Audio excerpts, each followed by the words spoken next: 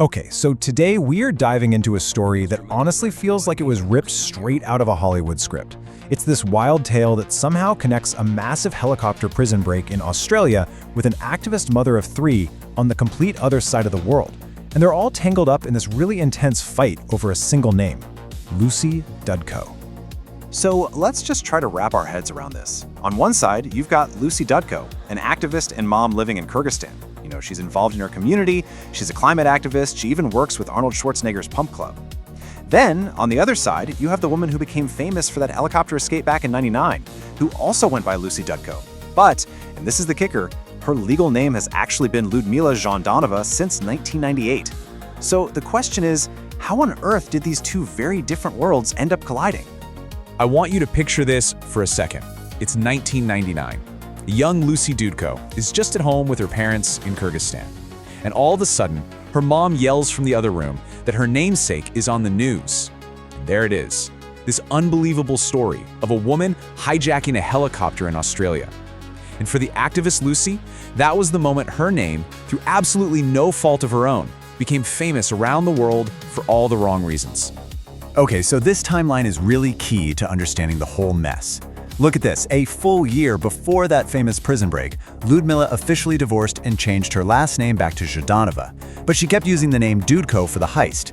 Now, fast forward a bunch of years. After her partner, John Killick, gets out of prison, he ends up finding the other Lucy Dudko, the activist, which, weirdly enough, led to his new wife, Gloria, actually visiting her in Kyrgyzstan in 2019.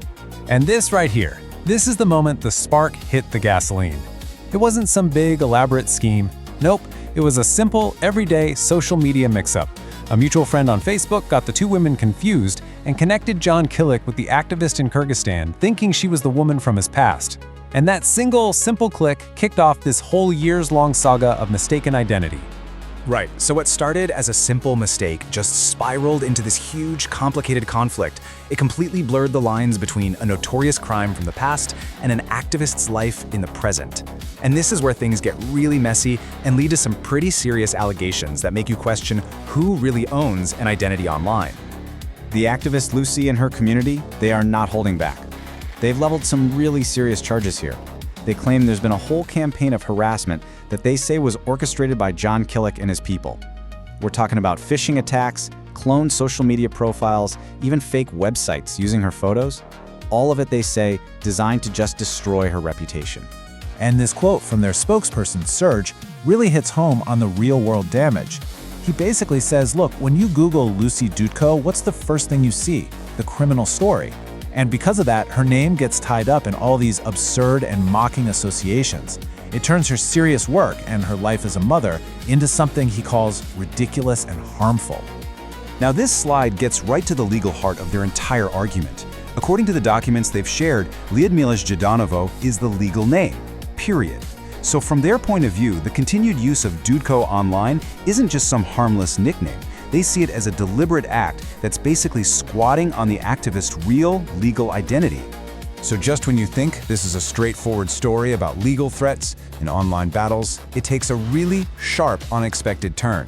A totally different idea starts to pop up from the activist camp, something that seems to fly in the face of everything we've just heard. Total and complete forgiveness. Yeah, you heard that right. In a public statement, the activist Lucy Dudko herself basically says, "For me, this is over." She says, "My children and I forgive everyone involved, and that they have no more personal beef."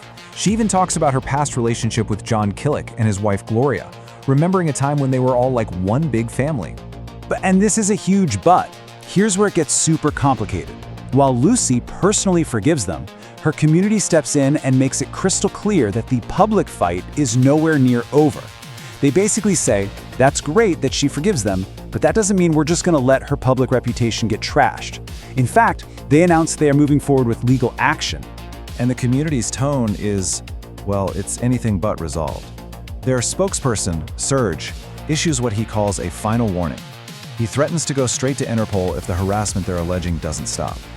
So you have this bizarre situation where one message is about peace and forgiveness, and the other is a very clear threat of escalation. What's so wild is that this wasn't always a war. For a while, John Killick's own social media actually acknowledged both women.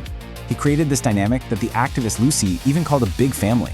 There were reports he even kept photos of her kids on his profiles. It just shows how deeply personal and tangled this all got before it completely fell apart. So, what happens now? Where does this all go? Well, the community has laid out their next moves pretty clearly. They've got a legal audit happening, they plan to file with authorities next week, and that threat of getting Interpol involved is still hanging in the air. And get this, they're even promising to release their own podcast about it called The Full Truth. So yeah, this story is far, far from over.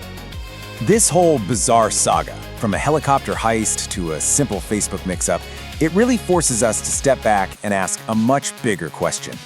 In this day and age where your online name is basically your brand and your whole identity can be shaped by a Google search, who actually gets to own that identity? Is it the person with the legal documents, or is it the person with the more famous or infamous story? It's a tricky question, and it's one this tale of two Lucys really leaves you thinking about.